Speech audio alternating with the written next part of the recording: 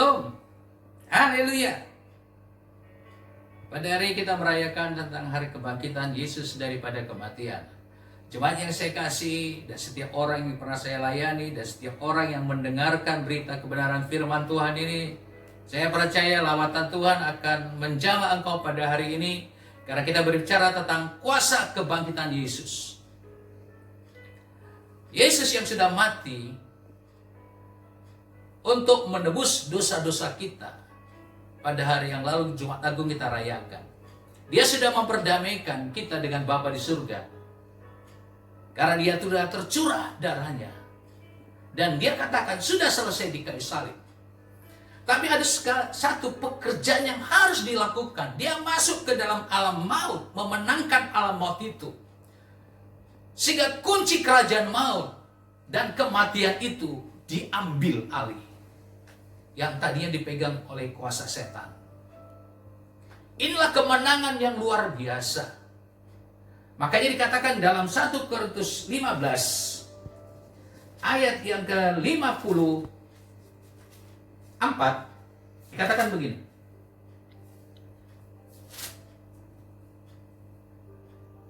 Maut telah ditelan dalam kemenangan. Hai maut, di manakah kemenanganmu? Hai maut, di manakah sengatmu? Sengat maut ialah dosa, dan kuasa dosa ialah hukum Taurat. Tetapi syukur kepada Allah yang telah memberikan kita kemenangan oleh Yesus Kristus Tuhan. Artinya saudara, tanpa Yesus mengalahkan alam maut, belum diambil kunci kerajaan maut itu. Kalau kita lihat di dalam kitab Wahyu pasal yang ke-1 ayat yang ke-18 dikatakan begini.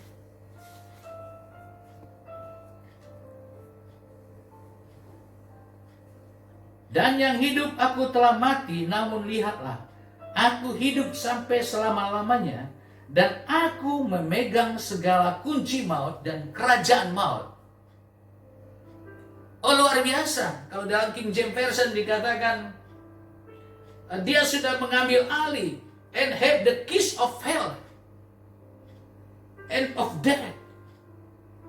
Kunci neraka dan kematian. Saudara bisa bayangkan, kalau Yesus tidak mengalahkan maut, berarti saudara, kemenangannya belum sempurna. Walaupun dia sudah mati di kayu salib. Tetapi inilah dia menang, mengalahkan kekuatan kuasa maut itu. Dan pada hari ini, untuk kita merayakan hari kebangkitan Yesus, ada beberapa hal yang kita ambil pada hari ini. Yang pertama, engkau harus memiliki iman kepada kuasa kebangkitan Yesus. Kuasa yang bisa mengalahkan maut. Apapun gak bisa mengalahkannya. Tetapi kalau dikalahkan maut, saudara, itulah saudara, kekuatan yang tidak bisa dikalahkan. Setan bisa dikalahkan, tapi maut ini, itu lebih hebat kekuatannya, daya tariknya, daripada kekuatan kuasa kegelapan. Tapi itu sudah dikalahkan Yesus Kristus. Amin. Oleh karena itu saudaraku, kita memiliki iman kuasa kebangkitan Yesus ada di dalam diri kita. Kalau itu ada terjadi dalam diri kita, sesuatu hal yang tidak mungkin bisa mungkin. Dalam perjanjian lama, di dalam Yehezkiel 37, ada berbicara tentang kebangkitan. Yaitu tentang waktu itu Yehezkiel diperlihatkan tentang tulang-tulang yang kering. Rasanya nggak mungkin dihidupkan kembali. Tetapi bisa dihidupkan kembali. Dan tulang-tulang itu bertemu satu dengan yang lain. Ada urat nadi, ada daging tumbuh. Dan menjadi suatu kekuatan, suatu tentara yang luar biasa. Rahasianya apa? Karena ada nafas hidup Allah. Apakah nafas hidup Allah? Yaitu roh Allah itu sendiri. Tuhan katakan, embuskanlah nafas hidup Allah kepada tulang-tulang ini, supaya dia dihidupkan kembali. Bernubuatlah, katakanlah kepada nafas hidup Tuhan itu. Itu berbicara tentang kuasa roh Allah. Saudara, kuasa kebangkitan itu roh Allah yang membangkitkan Yesus dari kematian. Oleh karena itu saudara, kita percaya. Oleh karena kuasa kebangkitan itulah menggolekkan batu yang menutupi kubur daripada Yesus. Batu apa sekarang yang menghalangi dalam kehidupan? Batu kesusahan, masalah, problema yang tidak bisa lepas, ketakutan karena wabah yang sekarang ini. Kau punya iman, kuasa kebangkitan itu bisa menggulingkan batu itu. Katakan amin, haleluya. Dan roh Tuhan pasti akan bekerja. Milikilah iman. Yesus katakan kepada murid-murid dalam Markus 11:2, have faith in God. Milikilah iman seperti aku. Waktu itu Yesus memberikan contoh, di mana dia mengutuk pohon ara, kau tidak berbuah selama-lamanya. Besok paginya kering itu pohon ara.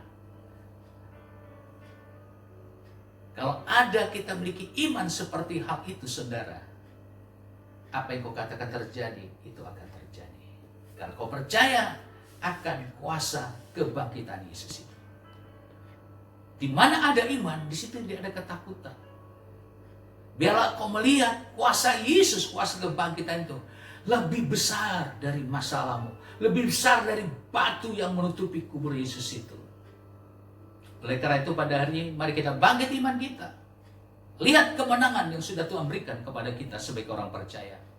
Di mana ada kebangkitan Yesus, kuasa kebangkitan Yesus, itulah membangkitkan iman percaya kita. Bahwa alam maut tidak bisa berkuasa lagi di dalam diri kita. Gravitasi maut itu tidak bisa membawa kita masuk lagi ke dalam alam maut. Oleh karena itu saudara, di mana kebangkitan Yesus, ada kebangkitan orang percaya nanti waktu Yesus datang kali kedua. Oleh karena itu inilah kemenangan kita. Mengapa kita beribadah pada hari Minggu? Karena pada hari inilah, hari Minggu inilah, Yesus bangkit untuk mengalahkan maut. Kemenangan sudah ada di dalam dirinya. Kuasa sudah ada di dalam dirinya. Oleh karena itu dia katakan, kepadaku sudah diserahkan segala kuasa di bumi dan di surga. Yesus katakan kepada murid-muridnya, tanda-tanda ini menyertai orang percaya. Mereka akan mengusir setan dalam namaku. Mereka akan memegang ular. Mereka akan berbicara dalam bahasa-bahasa baru. Sekiranya pun mereka minum racun maut, mereka tidak menjadi celaka. Mereka akan meletakkan tangan pada orang sakit, dan orang sakit itu sembuh. Oleh karena itu dikatakan, beritakanlah Injil. Dan mereka beritakan Injil tentang pertobatan. Dan murid-murid beritakan Injil, dikatakan dengan tanda-tanda yang menyertainya. Di mana ada Injil diberitakan, di situ ada kuasa tanda-tanda yang menyertainya. Inilah Injil yang benar. Makanya pernah Yesus katakan, kamu sesat karena kamu tidak mengerti kitab suci dan kuasa Allah. Oleh karena itu sekarang ini jangan ragukan kuasa Allah masih bekerja sekarang ini. Karena apa? Kuasa kebangkitan Yesus itulah yang diberikan bagi setiap orang percaya.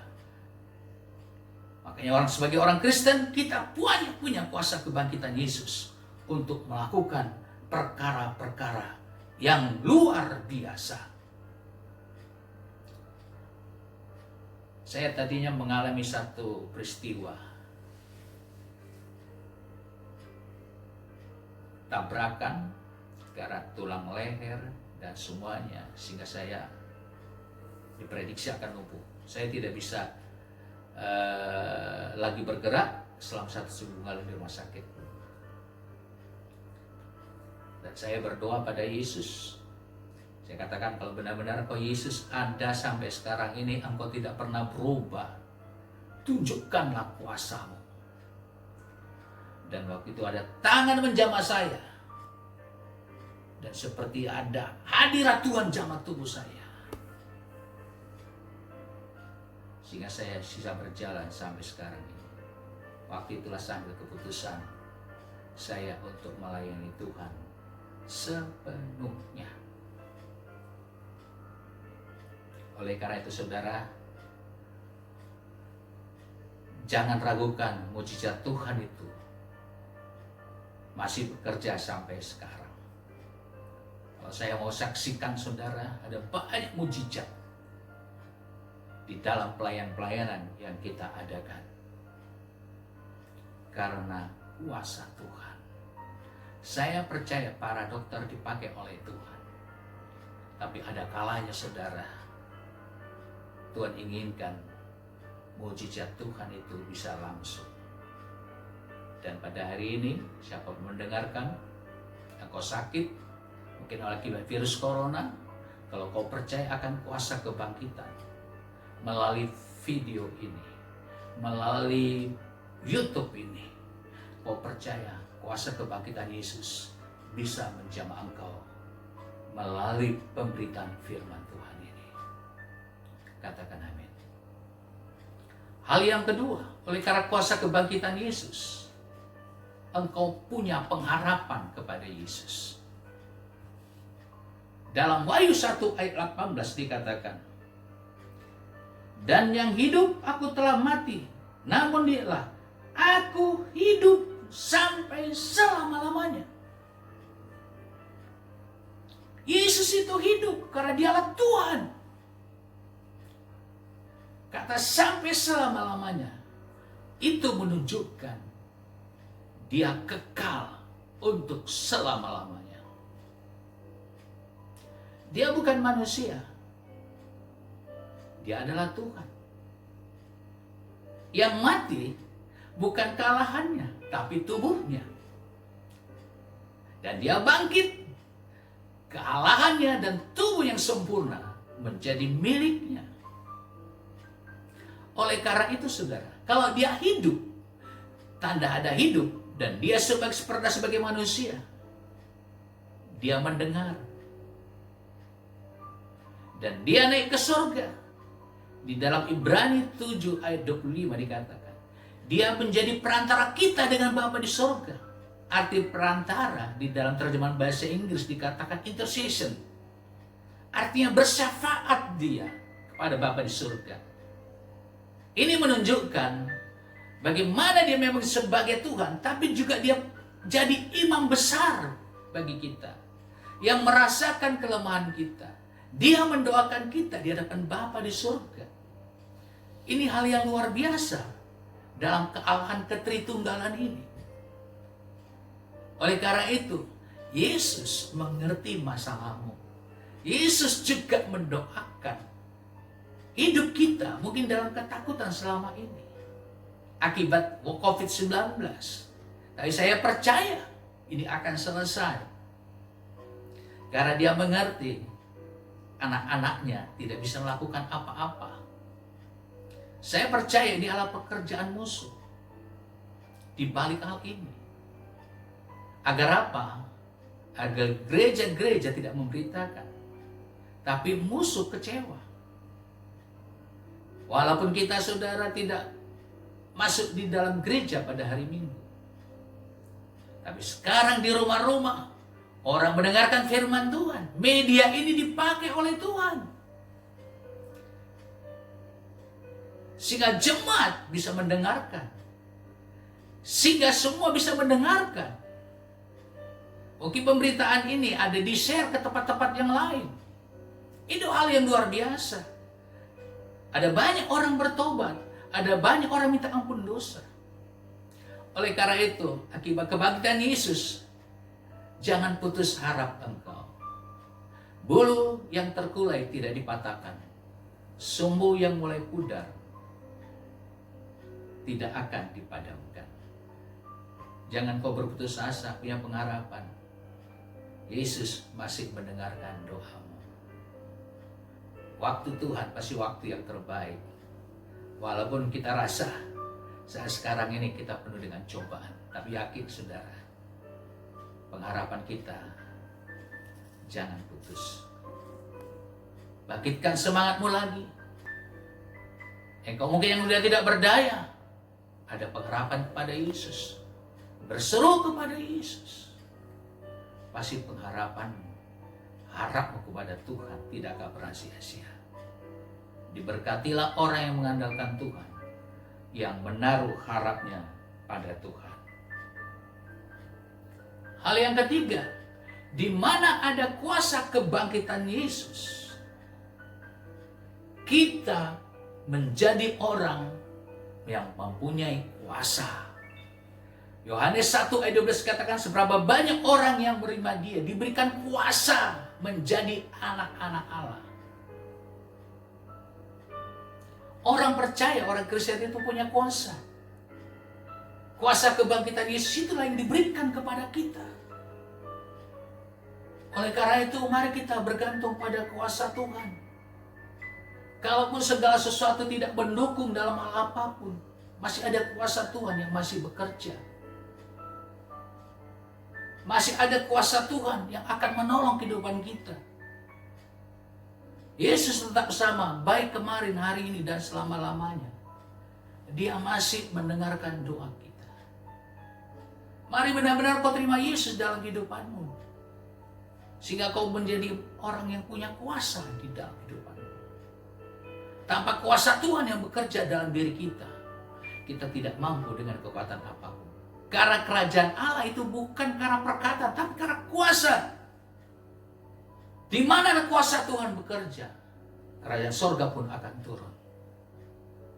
Kita bisa menghardik setan. Kita juga bisa menghardik penyakit. Karena kuasa Tuhan, kuasa kebangkitan Yesus ada di dalam diri kita. Saya percaya setiap orang yang mendengar pada hari ini, mari kita datang kepada Tuhan. Bertobat sungguh-sungguh datang kepada Tuhan. Terima Yesus dalam kehidupanmu. Tuhan katakan, aku mengetuk pintu, kalau kau membuka pintu, aku akan masuk bersama-sama dengan engkau dan makan bersama-sama dengan engkau. Berarti kuasa Tuhan, kuasa Yesus ada dalam diri kita. Melalui rohnya yang kudus masuk dalam kehidupan kita. Dan saya percaya roh Allah akan bekerja dalam kehidupanmu. Jadi engkau tidak menjadi manusia biasa lagi, tapi kau menjadi manusia yang luar biasa, yang memiliki roh Allah yang luar biasa dalam kehidupanmu. Di mana ada roh Allah, di situ ada kemerdekaan. Engkau lihat orang yang dipenuhkan dengan roh Allah. Simpson dikuasai oleh roh Allah. Dia mencabik singa seperti mencabik anak kambing. Daud dikuasai roh Allah. Dia tidak takut menghadapi Goliat. Saudara, mari roh Tuhan bekerja dalam diri kita. Semua yang dipimpin roh Allah dikatakan anak-anak Allah. Jadi kita tidak menerima roh perbudakan yang menjadi kita takut lagi. Tapi kita memberikan roh kuasa dalam kehidupan. Mari saudara, kekristenan kita berubah pada hari ini. Kita menjadi anak-anak Allah yang luar biasa. Karena ada kuasa Tuhan bekerja dalam kehidupanmu. Yang terakhir, oleh karena kuasa kebangkitan Yesus, kita menjadi orang yang dilahirkan kembali. Ini bukan lahir secara daging, tapi lahir secara roh. Yesus katakan kepada Nikodemus, jika engkau tidak dilahirkan dari air dan roh, engkau tidak bisa melihat kerajaan Allah. Walaupun Nikodemus waktu itu tidak mengerti, apakah aku dimasukkan dalam kandungan ibuku? Dia mengerti karena pemikirannya secara jasmani. Walaupun dia seorang ahli Taurat, seorang Farisi yang luar biasa. Mungkin ada banyak orang tahu Alkitab, tahu isi Alkitab, tapi belum dilahirkan kembali. Belum dilahirkan dari air dan roh. Saudara, biarlah kita menjadi anak Allah yang dilahirkan kembali. Engkau menjadi orang Kristen, memiliki KTP agama Kristen, bukan langsung engkau menjadi orang yang dilahirkan kembali. Walaupun engkau sudah mengikuti, apakah itu bimbingan-bimbingan, tapi kalau kau tidak bertobat dan menerima Yesus dalam kehidupanmu dan Yesus dalam kehidupanmu, engkau belum dilahirkan kembali. Mari saudara, pengalaman ini harus kita nikmati. Oleh karena kuasa kebangkitan Yesus, kita bisa dilahirkan kembali. Amin. Mari saudara, pada hari ini, biar kemuliaan Tuhan turun bagi kita. anugerah Tuhan bersama dalam kehidupan kita. Oleh karena kuasa kebangkitan Yesus, maut tidak berkuasa lagi di dalam diri kita. Haleluya. Katakan amin. Saya akan berdoa. Bapa yang baik, terima kasih. Kami bersyukur buat hari kemenangan yang luar biasa akibat kebangkitan Yesus. Kemuliaan Tuhan akan Kau nyatakan dalam kehidupan kami.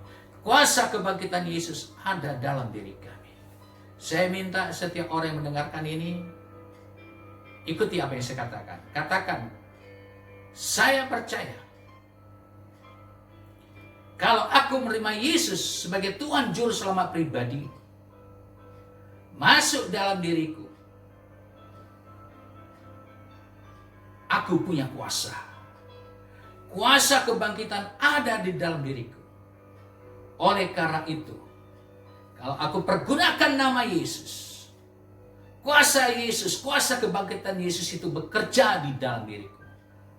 Katakan, pada hari ini, semua batu-batu penghalang yang menghalangi hidupku, yang menghalangi masa depanku, yang menghalangi beban persoalan, yang menghalangi hidupku oleh karena beban persoalanku, pada hari ini dengan kuasa kebangkitan Yesus itu digulingkan.